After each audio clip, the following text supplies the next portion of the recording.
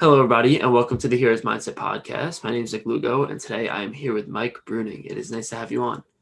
Nick, thanks for inviting me.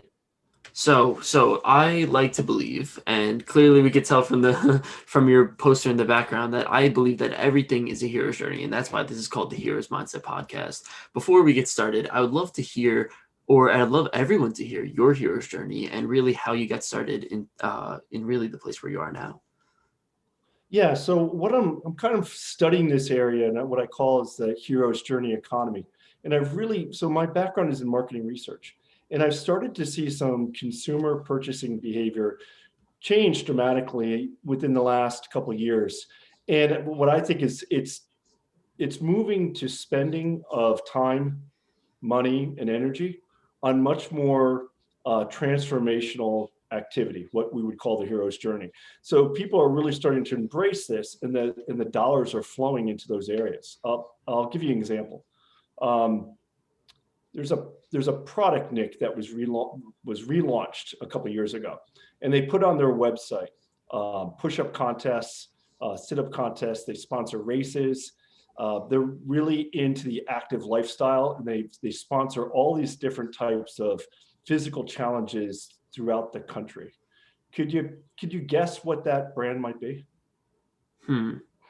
Probably some, I guess, fitness company, right? Maybe like a Fitbit type.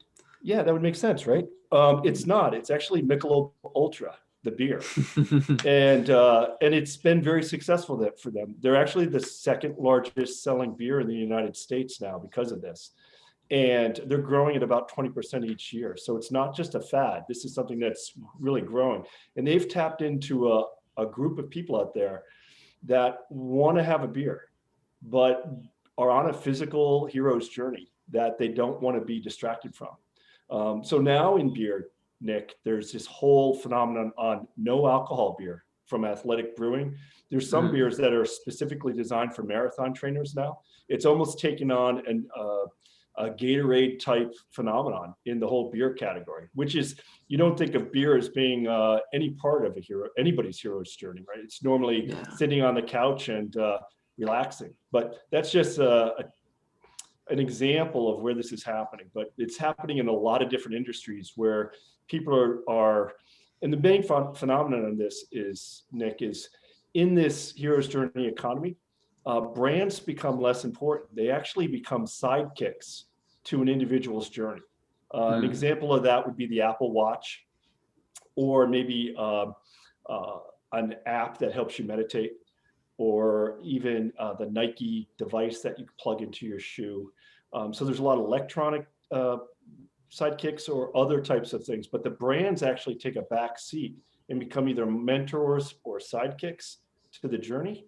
And the individual is actually the product. The goal of counting your 1,000 steps a day is with the individual. There's no real brand tied to that type of activity. That's what I actually, so what you're talking a lot about is when you say hero's journey, you're saying, people are buying more things that actually contribute to the meaning in their lives, right? Yeah. Like they're not buying beer, they're buying beer that will help them in an athletic run, or beer that will contribute to their athletic run. So things that have to do with meaning. I actually have noticed that somewhat, I guess, in my personal life. I have a Google Home, for example, right? Like the Google devices, Alexa, those types of devices. And I notice that it is a tool, right? It is a tool that I could use. So when I'm reading, right, instead of pulling out a dictionary and asking for a definition, I just say, hello to my device, can you give me the definition of this word? And it's associated with that sort of meaning, sort of like a sidekick. I do wonder, these devices that people are using, whether they be electronic or anything of that sort, are they tools that could go both ways, or are people buying things that are specifically associated with meaning? Yeah, no, they could be going both ways. But what's really interesting about some of these tools is they actually learn and can help you ease into. So what are the big things? Let's take a meditation app. The big advantage to a meditation app is that that first step into the journey, that journey into the unknown. Meditation is not a hard thing, but it's very uncomfortable for a lot of people. It's physically not hard, but mentally sitting and calming your mind is a very uncomfortable experience when you first try it. And Agreed. their goal is to make you feel comfortable.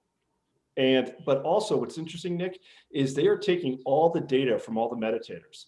If you use the app, and they're not using it specifically for you, but what they're doing is they're learning how people meditate and how they know almost to a day whether if you stop meditating, whether you're going to continue on that path or whether you're going to be a lifelong meditator. So they're learning and getting smarter about this. So some of these apps and some of these tools can really encourage you at the right time. Some people want to be encouraged when they run, and Nike has an app, the Go app, that encourages you if you're falling behind, or you may want to be yelled at. So some of these mentors will take on a very specific personality based on your own personality and what you're looking for in the transformation. That's interesting. It's very interesting because, I've seen a huge blow up in the meditation space, as well as, a lot of other spaces. And I watched this documentary. It's called The Social Dilemma on Netflix. And have you ever heard of it? Yep. Yeah, so I watched it, and they essentially did an amazing job of describing how algorithms can be bad, right? How you could use an algorithm of social media, for example, to get someone hooked on social media. But they didn't describe how you could use an algorithm to get somebody hooked on something that's good for them, right? Like meditating or running or, things that actually have meaning. So are you saying that these companies, because there's such a consumer drive towards them, that these companies are actually getting better at coaching them to do what's good for them? Yeah, because my thesis, and whenever anybody predicts the future, you really should be, take it with a grain of salt. Yeah. But what I'm seeing is more people are gravitating to this, and this is why. If you're a product, let's say you are a device like the Calm meditation device, or the Nike app, or even the Apple Watch, and you're helping someone on a transformational journey, you become a trusted partner in that journey. And the loyalty and the transparency with that person is very tight. It's like nothing a brand has ever experienced before. So there's a tremendous amount of brand loyalty there. And yeah, they're trying to make money. Calm is trying to get people to meditate and use their app, but their goal is to make people meditators. So in some ways, if you're not, one of the theories I have, if you're not thinking about this, so you take a look at Michelob Ultra as an example. You would not think, now Budweiser makes beers that aren't geared towards people on a transformational journey, and that's okay, right? So but if you're, I think, as people start, so this is not just in, let's say, consumer products, travel. There's a whole transformational travel bureau that when people go on a trip, they no longer just want to sit by the pool. They want to actually go on a small week or 2 week long hero's journey. They want to come back from that adventure different than they did before. So things like going to Machu Picchu or climbing Kilimanjaro, or even going to, let's say, there's a huge craze now going to the South American Amazon to do ayahuasca, treatments for, that's a hallucination drug that they do for maybe self-development or awareness. Those types of adventures are in travel. So yeah, I think I have a concern for companies that don't jump on this bandwagon, that they may be on the outside looking in. Many people are going to be looking at their buying decisions in the future as part of this economy, and they're going to be saying, is this purchase going to help me on my mission? Something I should have in my backpack as I go through this journey? Or is this something that's an indulgent distraction and that maybe I could wait till after I'm done with the journey? And if you're the second, it's not a bad thing, but you just have to be aware as this starts to happen, that you may lose a lot of customers, or you may want to reposition some of your products. I'll give you another example. Pokemon. You wouldn't really think of them as a transformational product, and it's perfect. So to take a step back, we were in a hunting and gathering economy way back when. We moved to more of an agricultural economy. With the industrial age, we moved to a product-based economy. And then we really moved to much more a services-based economy. And more recently, we're in the heart of an experience-based economy. So when I mean experience-based, things like escape room, Dave and Buster's, Yeah. Those type of over-the-top experiences are the foundations of a lot of what we're doing right now. And we're moving out of the experience-based economy into this transformation economy. And if you take a look at Pokemon, they used to make products. They used to make, they still do, Pokemon cards, which is a tangible product that you hold. 2 years ago, they developed Pokemon Go, which was truly, it's one of those augmented reality games. It was the first true augmented reality experience that took hold with millions of people. Right now, Nick, Pokemon's working on a sleep app. Sleep is going to be a huge opportunity for companies looking to help people with their hero's journey.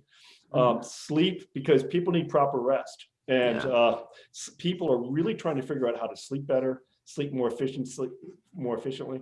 And they're ahead. So here's a company, Pokemon, which you really wouldn't think would be anywhere near a hero's journey, is going headlong into it. And the three big pieces we're seeing in this is helping people create. So it may be, a language tool to help people learn and create, or help them write and make good art.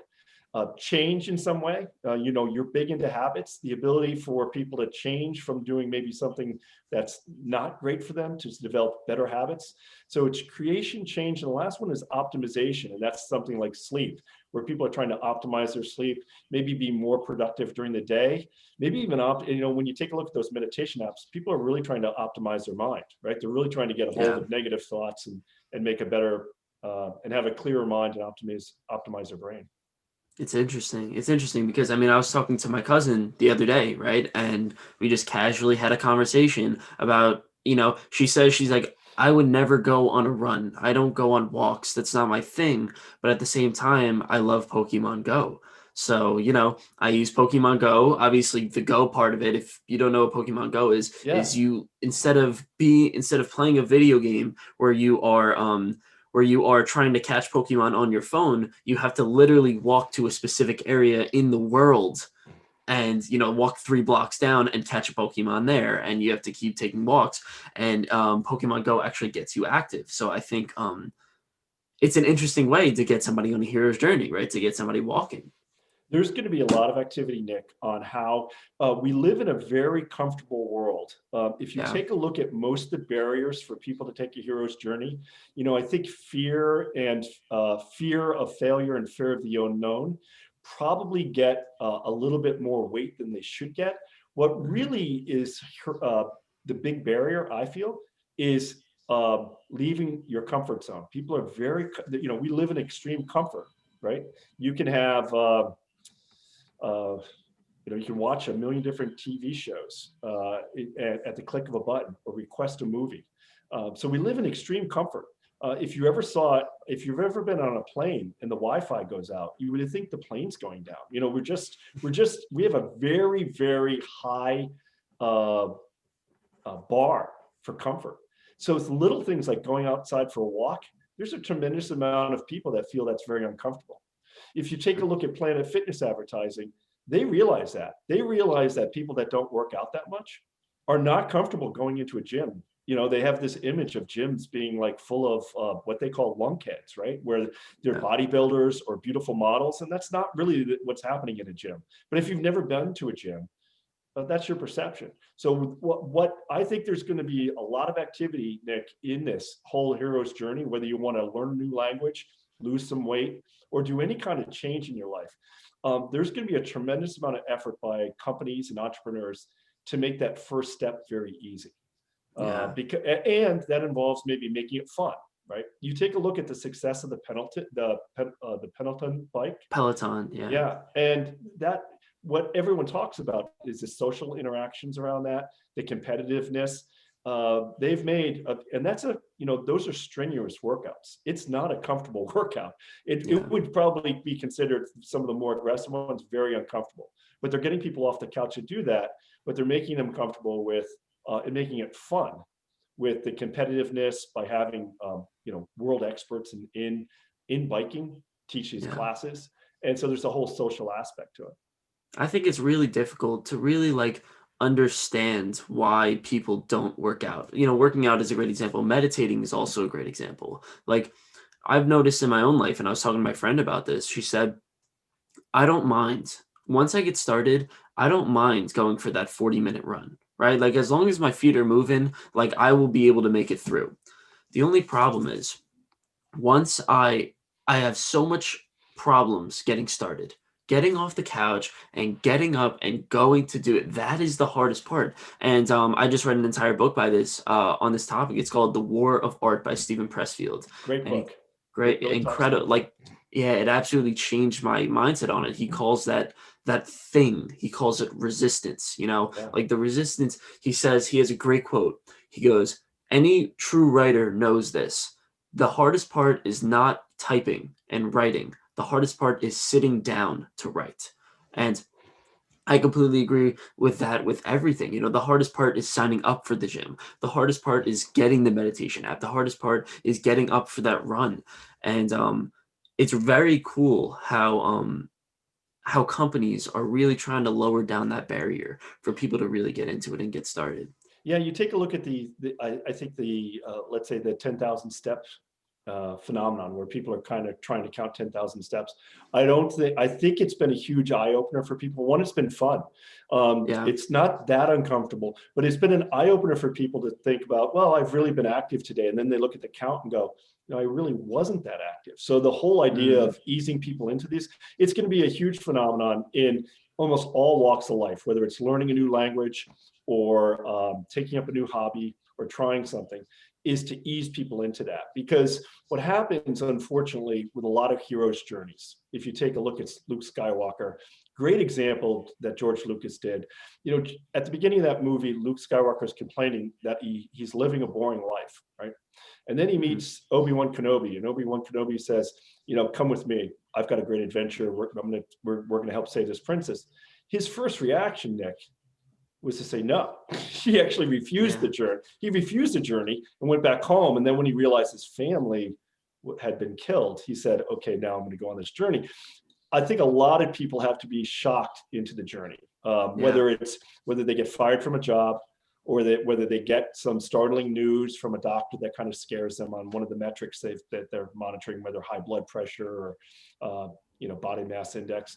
Some people have to be kind of shocked into that world rather than eased into it. So it's a combination. I think people get to step into that journey differently based on Yeah, what's happening. no, it was interesting actually. I was watching Star Wars a few months ago and I noticed it was the first thing that he said, Luke Skywalker, when he was asked to go on a hero's journey, become a Jedi, he said, I have work to do, right? It's like you have work to do. Like, you're complaining about your boring life and you say that you have work to do. It's like, yes, it's true. We all get so stuck in our routines. We all get so stuck in our, we'll say, comfort, right? He was comfortable by working out. He by working and living on his home planet and all that, that he couldn't step out of his comfort zone, and it took that initial shock to get there. I was just watching Yeah. like Mary Poppins yesterday. It's the same idea with Mr. Banks. Such a timeless movie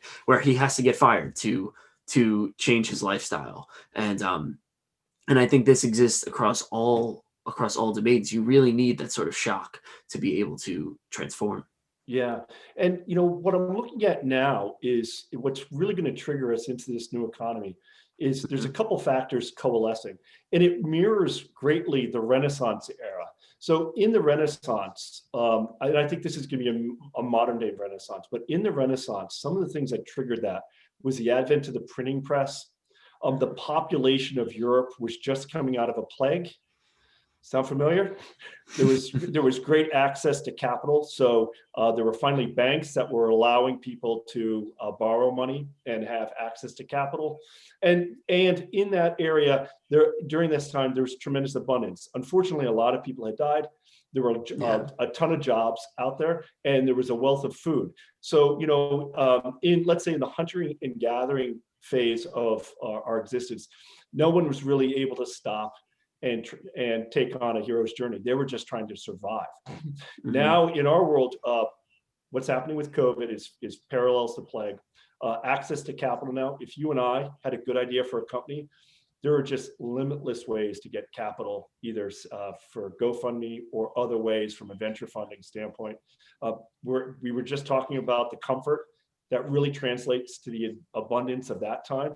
And then the printing press, that is the smartphone. Right now, if you have a smartphone, you have access to a tremendous amount of information. Most of the major universities offer their entire curriculums, including course notes, lectures, and even the tests and the recommended reading, all online for free. Now, you don't get credit, but you have access to all that information. So there are parallels between the Renaissance and what we're going to be experiencing now are very strong. Here's one thing that I worry about, and I guess this is going to be a strong question that has many parts to it. You know, I worry that there's this idea. It was Friedrich Nietzsche. He's a philosopher. He said that most men live their days as corpses.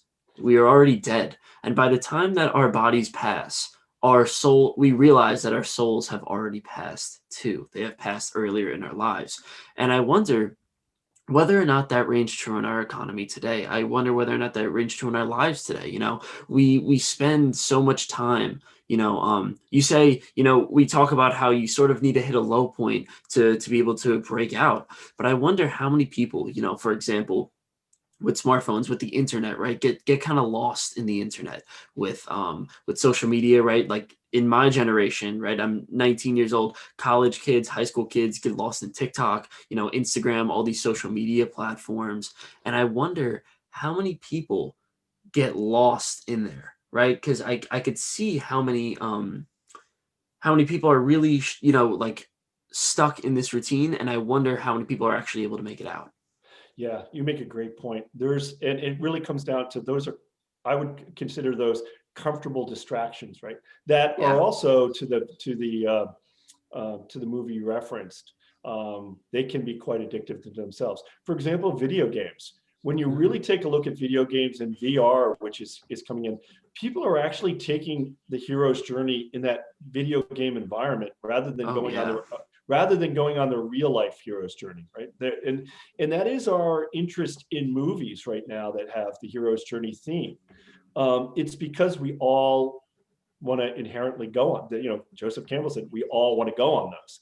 And I think some people are doing it in surrogate ways, where they're going on video games, or they're doing it in movies or through entertainment, but they're not really stepping back and saying, what's my hero's journey? Yeah. I think it's funny because I noticed, I actually looked when I was doing research for my book, I looked at the top 20 grossing movies of all time, right? So how much did they sell? What is the top 20? 19 of them were hero's journeys. Oh yeah, it's very popular. 19. In fact, I think you know this, but George Lucas studied under Joseph Campbell when he created that movie. And Joseph Campbell actually, recommended additions. Like, for example, when they're in the trash compactor, that's the belly of the whale story, and they added that specifically for that. So, that is the epitome of the hero's journey. And since then, it's been a big theme. Almost every superhero movie, right? There's an origin story, someone's transforming. And really what's interesting about those movies is, from Rocky to Luke Skywalker to most of those heroes' journeys, there seems oftentimes to be this physical transformation. But what's really happening is they're becoming a different person inside. Right. Yep. And Rocky went on a huge, workout and physical journey. But at the end of that, he didn't really care about boxing. At the end of that, the original movie, he's yelling for his girlfriend, right? That he finally feels worthy of having that woman in his life. And which is something at the beginning of the movie he didn't feel. So those are really interesting movies to watch because they tap into that. And that's why they're so popular. That's, in fact, they've done other research that shows that better and more popular video games out there are tapping into the hero's journey. You step into something unknown, you start to get better at something, you level up, you get rewards at certain levels, you become almost a different person in the game, right? You can be called something different as you start to progress. Those are all elements of Joseph Campbell's hero's journey. And you also got to say, like, if we're talking about even in the corporate structure, right, climbing up the corporate ladder, it's the ideas are very, very similar. It's like, you need to level up, and not only do you need to level up in terms of a position standpoint, you need to develop these characteristics to get there, and you Yeah. need to keep going on these hero's journeys and progressing and progressing and progressing to getting higher on the corporate ladder. And I think this hero's journey is simulated, as you said, in our entire existence. But at the same time, there are only very few people who experience the full hero's journey, who actually go on their own path and sort of figure it out themselves. Yeah, and I guess I'm predicting that that's going to change. I think a lot more people are going to step into this, or Mm, either pushed by circumstances, or kind of come to some kind of experience where they say, you know what, I want to do something. And and if they decide to do that, there's going to be a host of products, services, companies, individual coaches that can help along that. So there's going to be a whole economy. I take a look at it. I call it like a transformational support system, or a hero's journey support system. In the not too distant future, if you want to lose weight, mhm. you're going to see Apple is already starting to partner with food companies, food delivery companies, and exercise machines companies, so that you're going to have not only are you going to have a mentor or a sidekick, but you're going to have a whole support system, almost like a life support Mm, system. You're going to have a change support system. And so you're going to see companies collaborate quite a bit in this. Companies that really don't associate, like, for example, the Apple and their Apple Watch is partnered with insurance companies, because they realize that once people start working out in these, the insurance companies have seen the progress that people have made using yeah. these devices to help them along their journeys. So, and then you start to tap into maybe other resources like Weight Watchers, which is now WW, or Noom, or some of these other apps that really can help you through these processes. Um, it's going to be an exciting area for people that want to start a business, or for people that around these elements, or people that want to take their own journey. There's going to be a lot of excitement in this space. Well, that's the thing. I think we both can agree. Like the distractions, the limitless pleasure that exists on the other side of the internet will never go away. But it is amazing to hear that we can choose, right? Like we have such a strong choice, and we have so many strong options to choose the hero's journey, to choose the progress, to choose the growth, and I think that's powerful. I think it really is. It is, and it's something I think it's powerful, but at the same time, it's really scary, because I've had 4 or 5 life coaches on my podcast, and what they find oftentimes is people are almost more, I guess, comfortable in an unhappy life, blaming maybe their past, maybe their boss, maybe they're just current circumstances. And I think they're more comfortable in that environment than to recognize that they have the power to change that. If Yeah. have knowing that you have the power to change that, that alone is a huge step forward, right? And then once that happens, if you do step into that journey, but that I think is what many life coaches are seeing, is that people may be more comfortable um, being in the world that they're in, rather than the world they want to become in, because they Mhm. do. What happens is, I don't know if you know Jocko Willink, but he's got a phrase: I love take Jocko Willink. Yeah. take extreme ownership of your life. And you start to look through that lens of taking extreme ownership of your life. And similar to the people of the Renaissance, one of the things that really triggered the Renaissance was a great distrust in institutions and government. Um, Mm. the government of those, that when people started dying everywhere in Europe, the general population wanted answers from church, and they wanted answers from their government leaders as to what was happening. They couldn't come up with it, and they really came away out of that saying, you know what, I can't really rely on other people for my journey. I really have to take ownership of it, and that was a big fundamental. And we're starting to see that now. Whether Yeah. it's materializing in a lot of different ways, where people are upset about their governments, but it's a huge thing that some of the things we're seeing with the advancement of AI, and some of the crises out there, either economic or climate change, are things that governments are not going to be able to manage in the future. I think that's going to be a huge trigger and Mhm. accelerate people into the hero's journey. is a recognition is that there's nothing out there. There's no cavalry coming over the mountain to save them. And if they're relying on someone to do so, they're going to be let down. And I think we're seeing that now. I think, you start to see things with COVID, and you start to see things with maybe the economic crisis in 2009. And there was great awareness on the limits that government and institutions have to help people. And the idea is that, those aren't areas that really, they're very limited in what they can do. And they make a lot of and it's not their fault. They're limited in budgets. They're forced to think about the near term rather than long-term problems. And when those long-term problems occur, normally we're ill prepared to handle those. So I think that is going to be a trigger. I think AI out in the marketplace is going to displace a lot of people's jobs. And I think one of the exciting things that's going to be happening that's going to trigger more people getting into this economy is right now about 1.2 billion people to 1.8 are online right now. In the next 5 years, 5 billion additional people are going to be coming online. That's like 2 or 3 more worlds to us. Asia, Africa, South America, who have no access to some of the tools I talked about. Like, they're going to be able to access MIT's library of classes from their phones. And that's going to be really interesting because they don't have the baggage that we have. They don't live in a world of comfort. Yeah. They're going to jump into the hero's journey because they're not living comfortable lives in many cases. Yeah. And as soon as they have access to some of the tools, where they see these mentors, where they see the sidekicks available for them to take journeys, you're going to see a huge part of the world start their own hero's journey, which will be very exciting. In fact, some of those parts of the world will personify the hero's journey much more than our country. In this country, 20 years from now, 15% of the 50, if we continue on the current track, 50% of this country will have type 2 diabetes. Wow.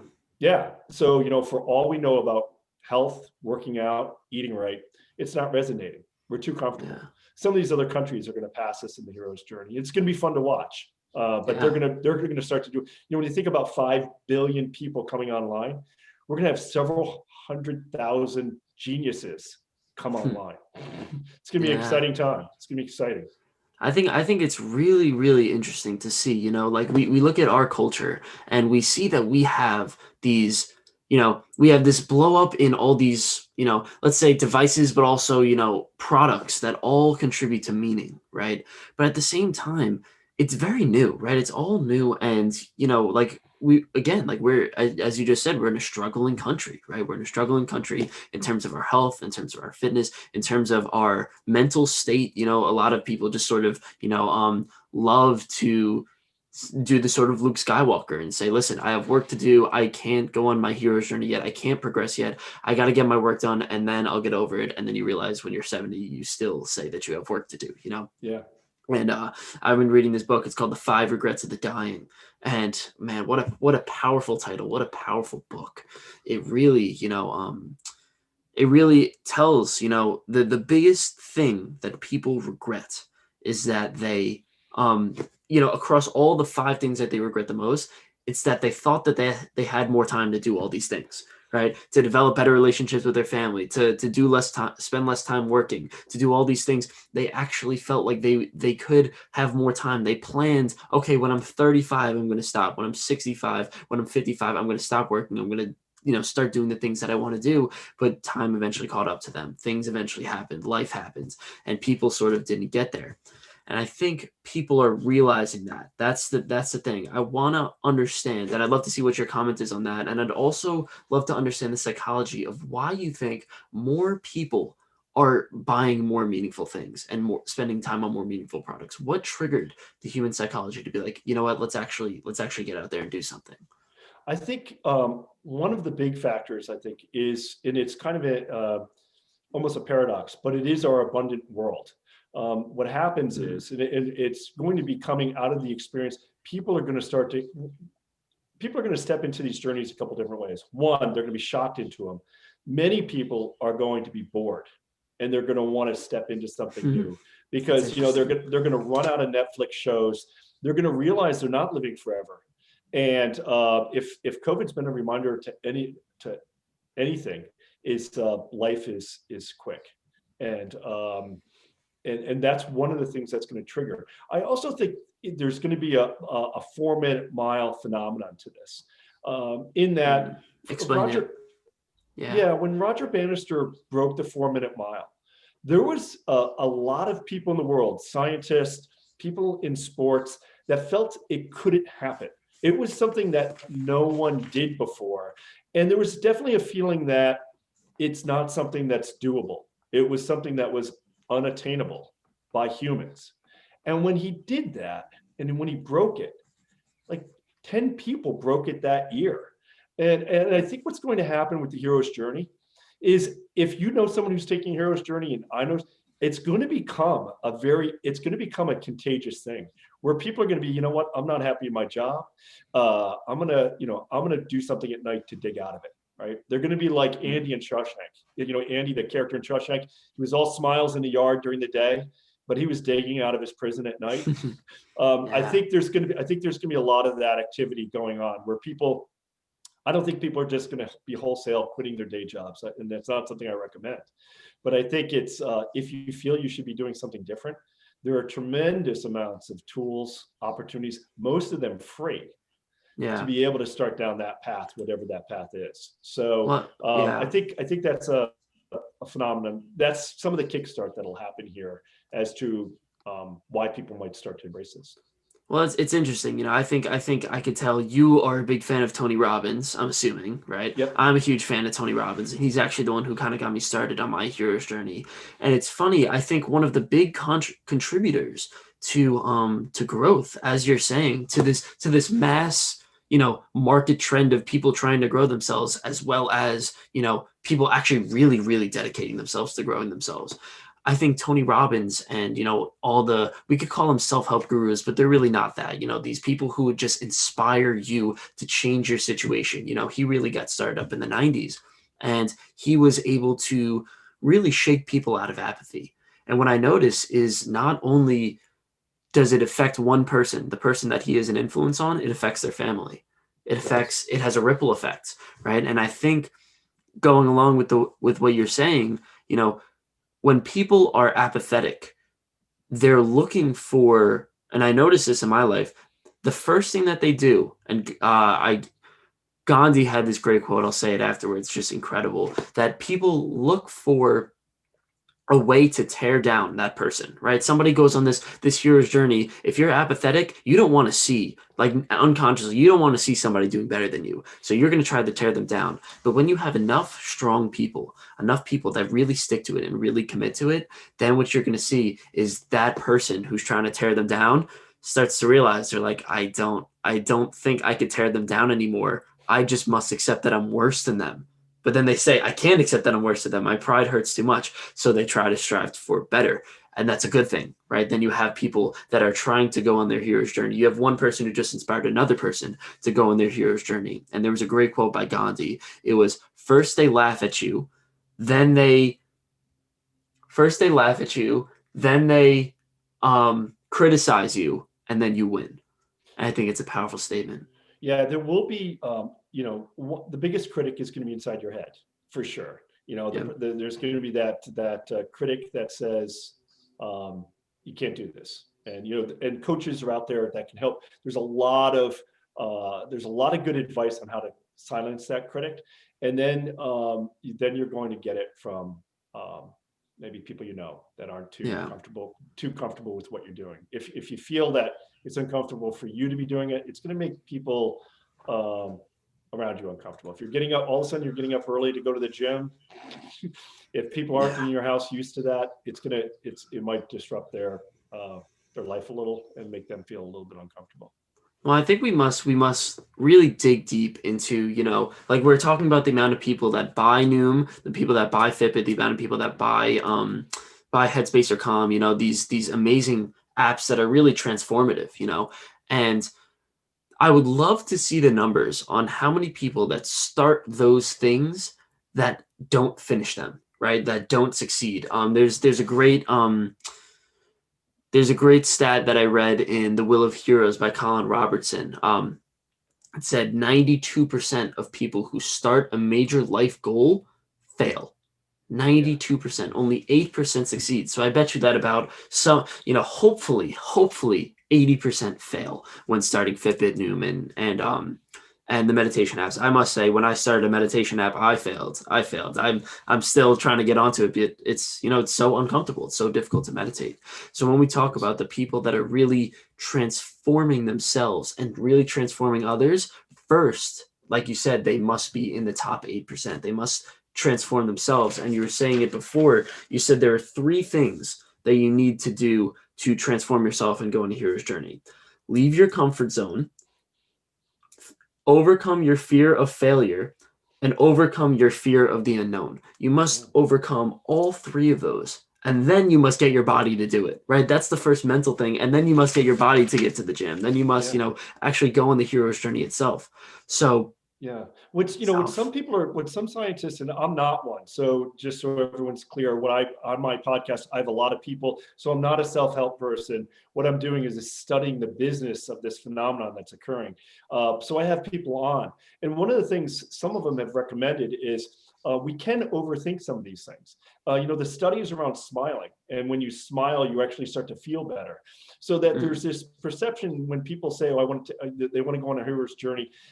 One of the first internal critics will say, "Your critic will say you're not ready." And sometimes you just like I go to the gym every morning. I get there really early. I put my clothes out the night before. I'm at the gym before I can talk myself out of it. And I think they're finding that just starting this activity, like sitting down and starting to write. Don't think about it. Just sit down and write. Because if you start thinking about it, you'll start rationalizing things. And when you start to do that, your brain and your body are going to look for comfort. And they'll find distractions to whatever journey you want to go on. Like we were talking about before, how people can get lost in social media. So there's an element of maybe just starting and not even thinking about it. Like just start a little bit. And I think that's what some of those apps are discovering. If they can get people to start very little, like just meditate for 30 seconds or 5 seconds and start and then kind of go, okay, I did that and nothing bad happened. And I felt a little bit better. Maybe I could do it more. To your point, what's going to be really interesting is that failure rate, I believe, as we start to, what I think we're going to do is hack change. I think we're going to start to figure out what those barriers are. And I think we're just going to crush them in these apps. And I think our whole concept of change being hard is going to come crushing down, in that we're going to be able to create systems and supports that allow change to be. It's never going to be easy. You're going to be incredibly uncomfortable. I mean, if you want your biceps to become bigger, you're going to test that bicep. And that's something that, if you take a look at the success of CrossFit, or prior to that, P90X, it might have been before your time, but that was a workout, a DVD workout solution that people had for home workout. And what they made very clear in the P90X, and it sold millions of copies, and the success of CrossFit, is they're very upfront saying, hey, you know what, this isn't for everyone. Really, this isn't for everyone. This is going to be hard. And that's much different than maybe the late night ab machine that promised you 6-pack abs and you could just sit in the couch and lose weight and get thin.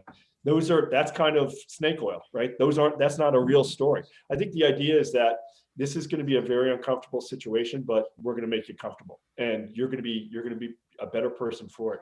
I think that's what a lot of these companies are going to be promising, and I think they're going to be able to deliver on it. I think the challenge will be maybe teasing out some of the fakes from the real things, and I think that'll be easy. But I think there'll be some things out there promising transformation that maybe won't deliver on it. So well, that's the thing. I don't think at this point we have a perfect, I wouldn't say perfect, but a sort of, we're looking for sort of like a monopoly on help. Like if you're looking to lose weight, where do you go? There's WW, there's Noom, there's this, there's that. I actually somewhat hope, even though it goes against the principles of economics, that if you're looking for this help, then you go to this place, right? Sort of like an Alcohol Anonymous, right? If you're struggling with alcohol, you automatically, Alcohol Anonymous is the first one you go to. I hope that we get that for something else. No, I think we will. I think we will. In fact, I think it's going to be based on your personality type. And say, Mm, for example, I think some of these apps are getting very smart as to, okay, you need encouragement on this day. yeah. And the meditation requirement today is going to be lighter, but it's going to be, you're going to have a lot more encouragement. So the idea that the cadence is going to help you through this, and based on your personality type, like for example, some people looking to maybe lose weight, WW may not be the thing. You know, it's very social. Yeah. It's fun. It's getting out in the evening. That may not be.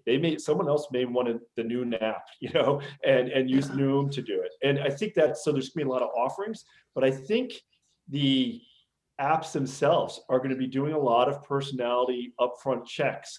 And as they start to see people struggle with maybe learning a language or meditating, they're going to be able to, they're going to be able to tweak that individually for that person to keep them on their journey. And that's going to be, so we're going to get smarter about change. And that's what I meant about hack change. I think some of these companies are going to get very good about how to keep people on their path. And that's going to be fun. That's going to be interesting. I think that's one thing that I haven't tried yet. That's, when trying to do meditating, because I think that is so important. First of all, meditating, like, do as I say, not as I do on this one, because I know meditating is good, but at the same time I know it's super difficult.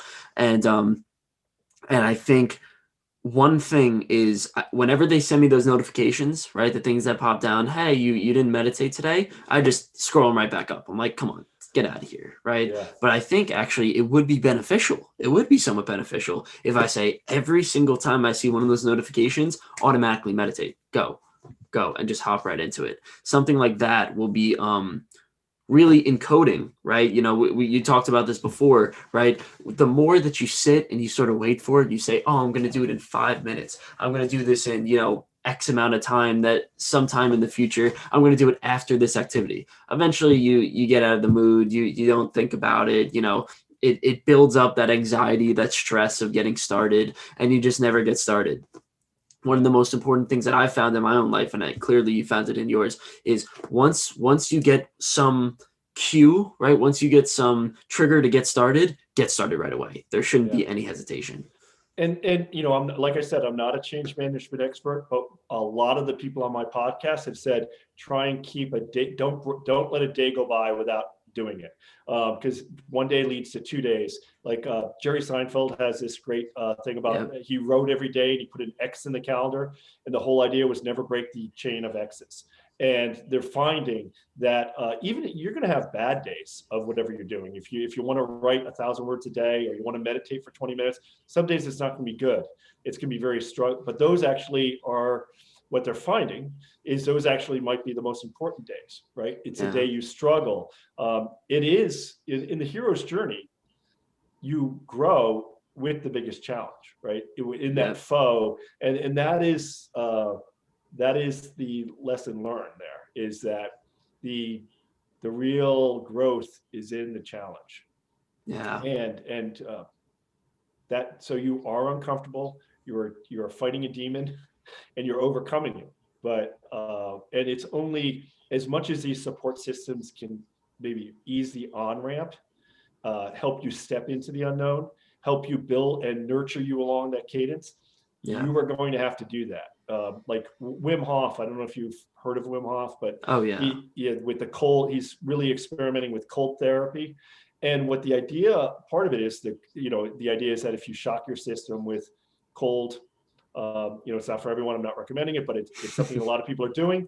What it does, and in the book Anti-Fragile explores the same thing, is we are so comfortable in our own world that our ancestors used to be hot, used to be cold, and used to be hungry a lot of the time. And that it's probably not bad for our bodies to sometimes sweat, to Yeah. sometimes be cold, and to sometimes be hungry. And you're seeing it now with the intermittent fasting. You see it now. There's a lot of studies going on around saunas and post workouts, and the benefits of heat. And of Yeah. course, Wim Hof is really pioneering some of the things about cold.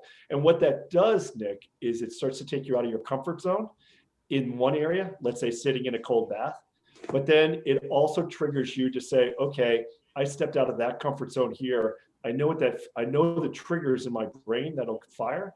And that at least some of the research shows if you could step out of your comfort zone in a physical way, or let's say a mental way, you could start to break out in other ways. So that's exciting, right? That's So powerful. Yeah.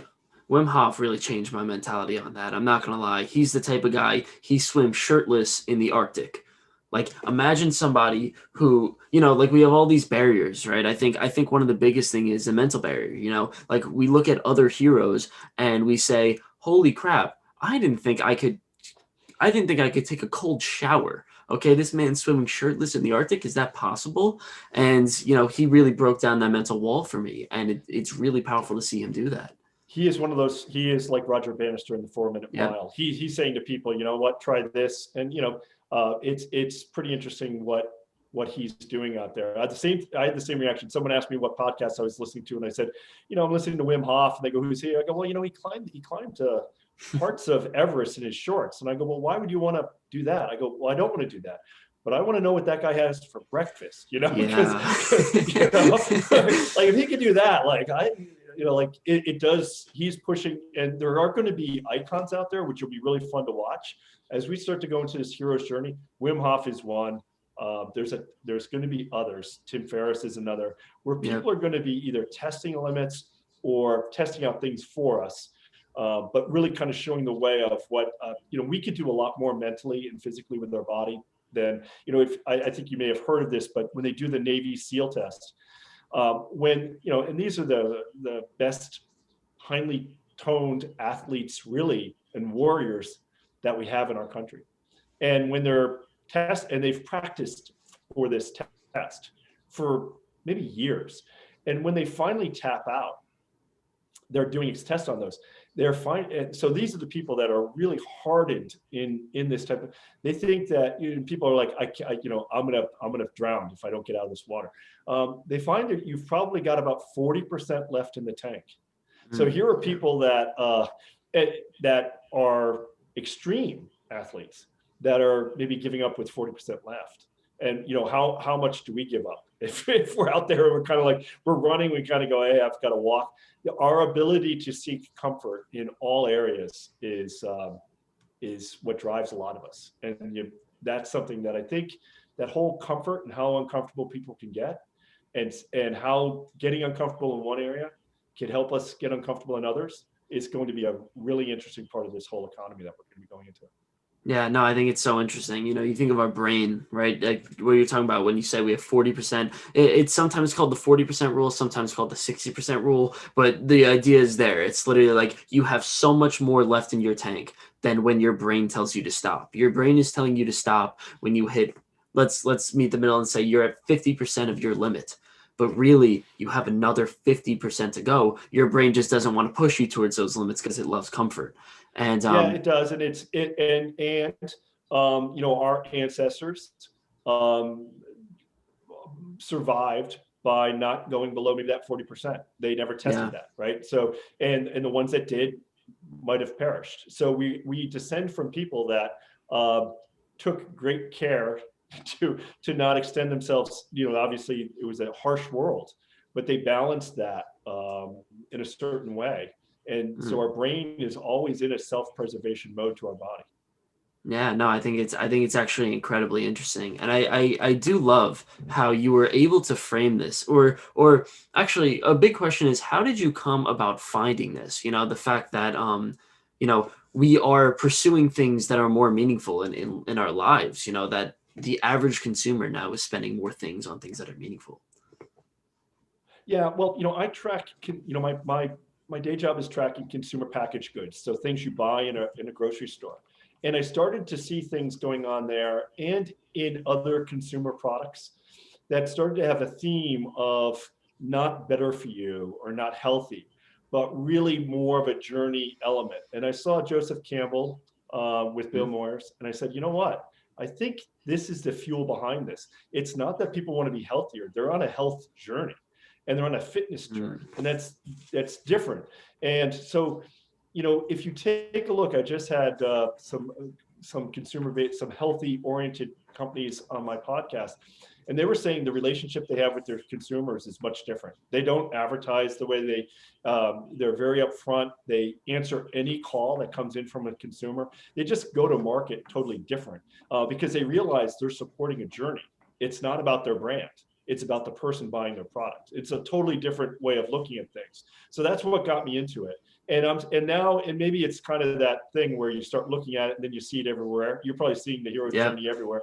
I'm starting to see it all, then I started to see it in travel, and I called someone on travel and they said, oh yeah, this is a huge phenomenon. I knew nothing about travel, but they were my first guests on the podcast. We're like, oh yeah, almost all travel is going to the hero's journey. There's meditation cruises, there's fitness cruises, there's all these. And that's, Nick, a really interesting thing, because if you want to have a transformational experience, you have to come out of your comfort zone. So here's a travel agency that's perfect, that's instead of designed for total comfort, which is what travel agencies have done, like no bumps in the road, no challenges, just relax. It's going to be luxurious and they're kind of going in with the lens that's saying, okay, somewhere along the way, if this is a real transformational thing, you're going to be at, the all is lost point in this week. And you're really going to be tested to an extreme level. And how do you plan, and you have paying customers kind of saying, I know that. I want to be challenged. I want to climb up Mount Kilimanjaro, and I realize it's not going to be easy. There's actually a cadence to some of this where they're stepping in, where they're providing a mentor for the week, maybe a sidekick, but you're going to be challenged. And that's a really interesting phenomenon where they're trying to balance that, because you don't want someone to break their leg or have a heart attack on these heroes' journeys, because they could, but at the same time, if it's a cushy thing, there really isn't true transformation happening. If there's not something, you might have to have something go wrong on a transformational journey of a week, or something really traumatic happened to you during that time. So that's a whole phenomenon. I think that's gonna be an interesting industry to watch as to how they, because to be authentic in that, it's going to be really hard. It's not going to be, you do a rope climb or you do a bungee jump. It's going to be different than that. It's going to have to be very personal, and it's going to have to your point, it's going to have a lot of meaning to the person. Yeah, no, I think it's so interesting because, I think about that. I've gone to tropical vacations and things of that sort of cruises. And I noticed that none of it was very memorable, right? If you're a travel agency, you want your client to have a memorable time. You want them to be like, I had a great time and it was from X travel agency, right? And I want to go to them again. When I went on a cruise, it was beautiful relaxation, but I can't tell you one specific point where I was like, this was a great moment. This was a moment where I triumphed, or this was a moment where I had X much fun or whatever. Right. And I think, I don't know if that goes against the entire point of a vacation, but it takes something away from the vacation, you could say. It doesn't give something powerful to it. And I think as a travel agency, that's such an interesting perspective that, for example, something that's very popular, and you brought it up earlier, and I find this is gonna be a little less taboo. It's the ayahuasca trips. People going to South America and taking these essentially hallucinogenic psychedelics, and they say what you do is you literally go to like we'll call them a primitive tribe, but they're really not primitive. You go down to one of them and they have a shaman who kind of just takes you through, and you take this hallucinogenic. And what really happens is you tear off the layers of your own brain. So it's like you're sitting there and all the emotions, all the feelings that you have sort of repressed, right? That you have used your brain to be like, no, I don't want to talk about that right now. I'll confront that later. I'll deal with that later. Or I don't want to deal with that. That comes off, right? That layer comes off, and you essentially need to confront yourself. And for the people who actually take ayahuasca, they actually say not that it's what you'd think of as a drug, right? It wouldn't be something that is fun. It wouldn't be something that's relaxing. They actually call it quite stressful. Yeah, it is. It's something that is somewhat I wouldn't call it miserable, but you're sitting there and you are confronting yourself, and part of that is miserable. Part of the hero's journey is, it's not the getting up for the run the first day and running and being super excited. It's getting up for the run the 105th day and getting up when it's kind of brutal. And it's difficult, it's stressful, but it's somewhat meaningful, and it's very meaningful, and that's what people love about it. Yeah, the ayahuasca, I'm working on a book, and one of the chapters is going to be in this hero's journey. The world of the mystical and mysticism is going to clash or come on a common path with the world of the science. So John Hopkins University is doing a tremendous amount of research in ayahuasca and those elements as a way of treating post-traumatic stress, maybe mental anxiety, and some pretty interesting results. And it's still preliminary. Tim Ferriss is a big funder of some of this, and he's been able to get a lot of research. But that's an area where, and Wim Hof's doing some breathing exercises where he says, hey, you don't have to go to South America. I can give you a breathing exercise that you can get that same experience. So, these are all things that we don't even really understand what's happening in your brain. And I think in this hero's journey, one of the major themes in this hero's journey is we're going to be learning a lot more about our minds and bodies from a real scientific way. And some of this Eastern, what we would have called mysticism, or like the Buddhist monks have, are all of a sudden starting to become things that scientists are saying, yeah, some of the things they're doing are like scientifically correct. And, the Dalai Lama has volunteered all his meditation monks to conduct MRI studies, which have been, and so they're really starting to learn, it's not just a deep meditation that they're going through, isn't a mysticism thing. It is for them. And there's really, that's deep for them. But they're also seeing through the MRI that there's some things that are changing in your brain when you do this that are fundamentally, they can read those on MRI. So that's going to be interesting in this whole journey. People are really going to start to explore that whole element of their lives, like that internal psychological journey, which will be, for many people, it'll be a very interesting time. Well, that's what I realized when I started writing my book. Like when we look at stories, when we look at, mythology, when we look at religion, right? You must ask the question, is it real? Right? Is it real, as in, did Jesus actually come alive from the dead? Or, can you experience, as Buddha would say, the 8th level of consciousness, or whatever that means, right? Is it real? And or like, did Batman really, or is Superman really from Krypton, right? Like, these questions, like, is it real? And the answer is it's not real in the scientific sense, but it's real in the psychological sense. It's real in the fact that we understand it, and it actually can transform our lives, and it actually has an influence on us, like, Superman might not be a real person, but he has had a real influence on not only politics, not only individuals, but literally an entire society, an entire structure, when he was made in the 30s, and Captain America, same idea. Batman, like, he could actually inspire people. So in a sense, it's definitely real, right? Like, it's a different type of real, but it's real. And what I find is that these stories, these myths, they take us so much further than what science could take us. They take us to a point that's so far. And that's actually why I decided to write this book in terms of the hero's journey, right? So my book is Break Your Bad Habits in 150 Pages, A Hero's Journey. And I found that it's funny because I wrote my book in terms of, I wanted it to be pure mythology, right? I wanted it to be pure, the real that I just described to you. And then after writing the book, I looked back and I read it again, and I said, wait a second. As a psychology major, every single thing that I wrote in this book is supported by psychology. Yeah.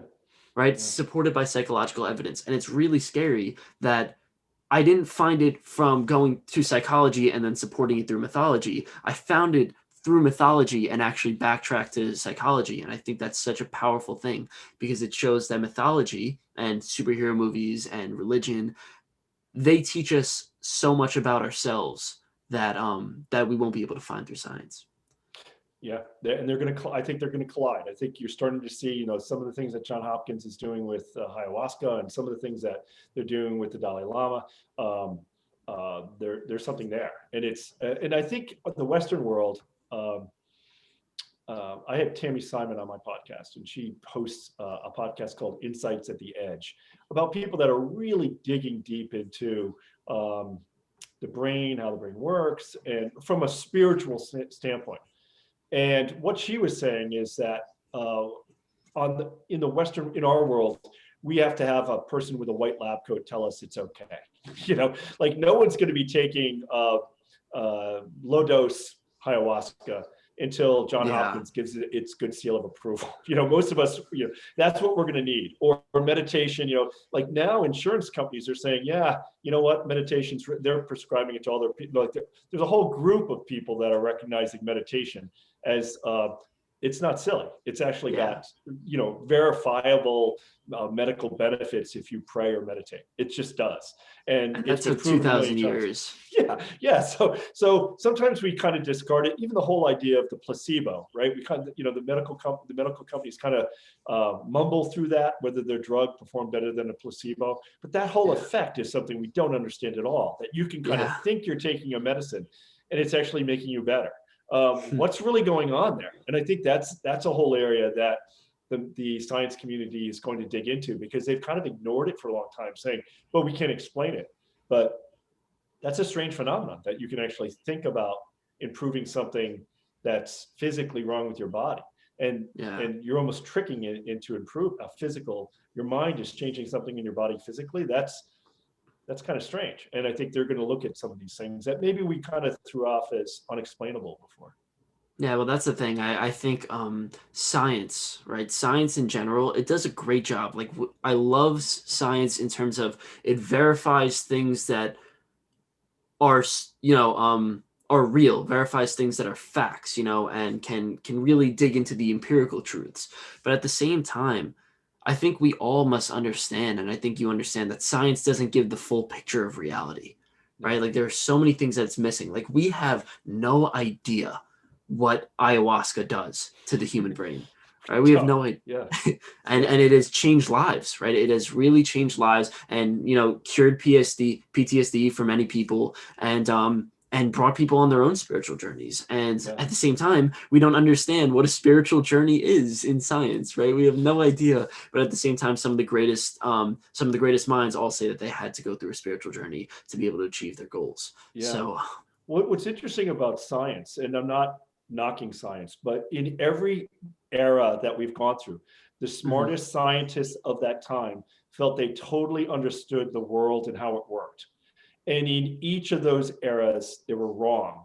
And to think that we're right in this era, that we have it all figured out. Most scientists, if you talk to them, the ones that are doing quantum physics and some of those, there's huge things we don't know. Like they'll admit, we have no idea what's happening with placebos. We have no idea how the world started. Like big things, like how life started. They have some theories, but they've never been able to prove it. So there's huge things, dark matter, and just a ton of things in our world that I think we're more comfortable thinking that we know it all. And other generations have felt that same comfort that, this is how it works.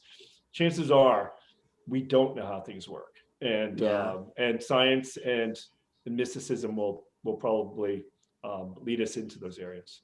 One of the most powerful things, I had this guy named Kirk Westwood on my podcast, and he talked about this idea of the Kraken, right?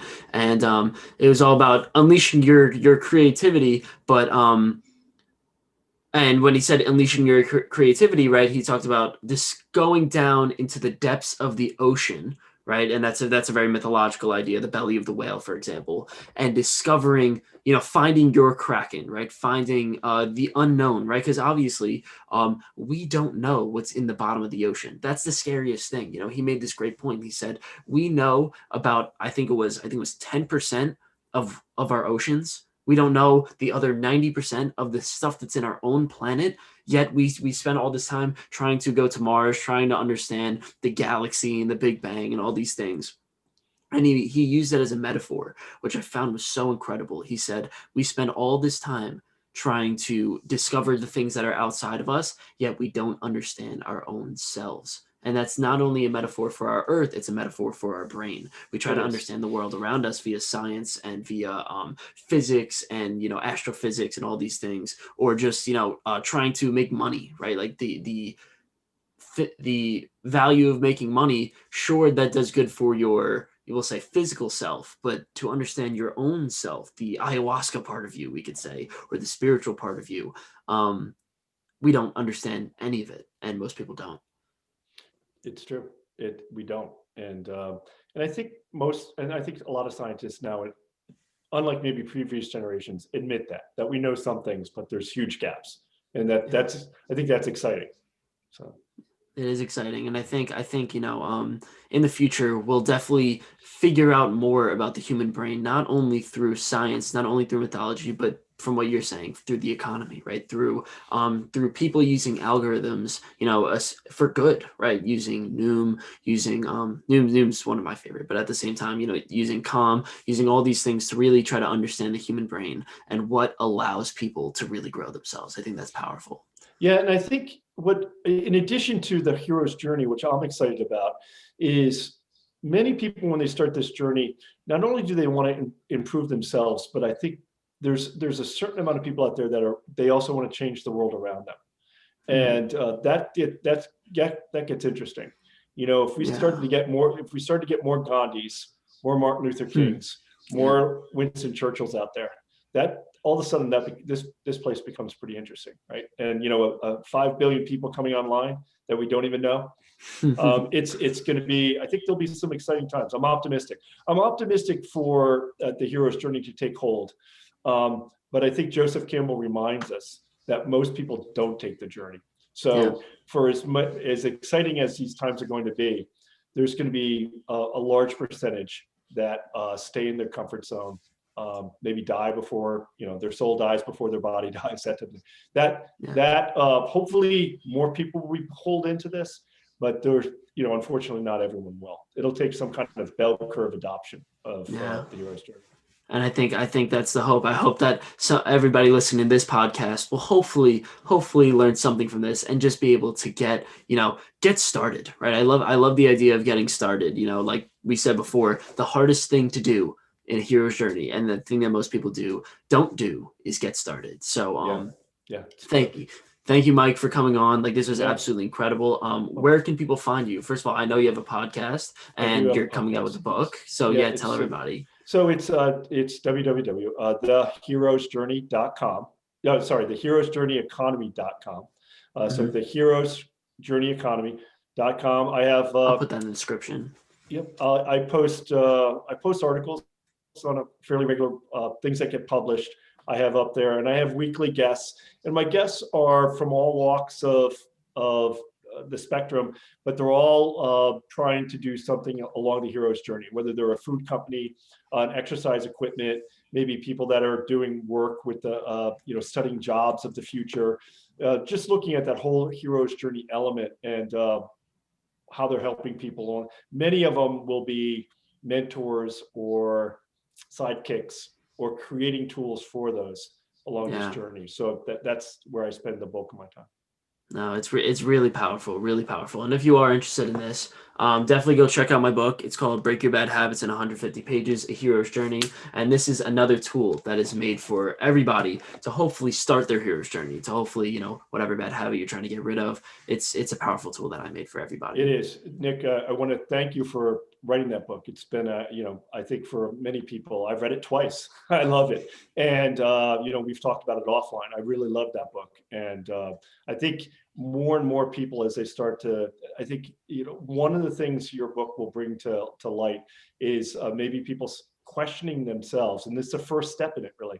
Am I in the hero's? Am I taking a hero's journey? If I'm not, what's an area of my life that I'd like to take one in? And that all of a sudden, that gets real interesting really quickly, right? As to what people want to do and where they want to step into the unknown, and knowing there's a tremendous amount of resources out there to help them at that. So yeah, it's powerful. It is powerful, and I really hope that through all of this, we're on the right path, right? I think Yeah. we've hit this hero's journey type thing, and the idea of running with it really, really can inspire people and change some people's lives. It really can. Yeah. Well, thank you so much. I really Thanks, appreciate you Nick. coming on. Thank you, Nick.